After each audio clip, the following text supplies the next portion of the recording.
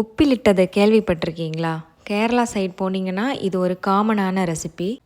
Summer டைமில் Kerala side போனாலே தெரியும். கண்ணாடி பாட்டிலில் கேரட்டு, அந்த மாதிரி வெஜிடபிள்ஸு, ஃப்ரூட்ஸு, காரைக்கான்னு சொல்லுவாங்க, லவோலிக்காய், சேம்பக்காய், அந்த மாதிரி நிறைய காய்கறிகளை இல்லைன்னா ஃப்ரூட்ஸில் கூட இது பண்ணுறாங்க.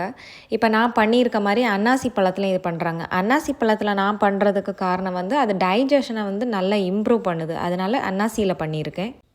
இது பண்ணுறதுக்கு முக்கியமாக ஒரே ஒரு பெரிய ரூல் என்னென்னு பார்த்தீங்கன்னா, இந்த கண்ணாடி ஜார் ரொம்ப க்ளீனாக இருக்கணும்.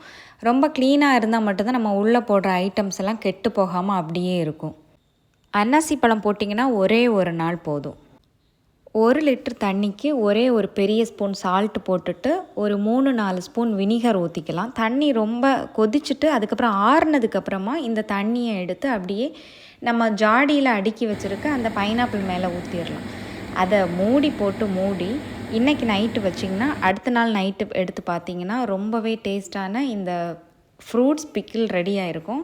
இந்த மாதிரி நீங்கள் யோசித்தாலே தெரியும் உங்களுக்கு எந்த ஃப்ரூட்ஸ் தேவைப்படுது, எந்த வெஜிடபிள் தேவைப்படுது, அதை போட்டு கூட நீங்கள் பண்ணிக்கலாம். ரொம்ப டேஸ்ட்டாக இருக்கும். வீடியோ பிடிச்சிருந்தால் லைக் பண்ணி, ஷேர் பண்ணி, சப்ஸ்கிரைப் பண்ணி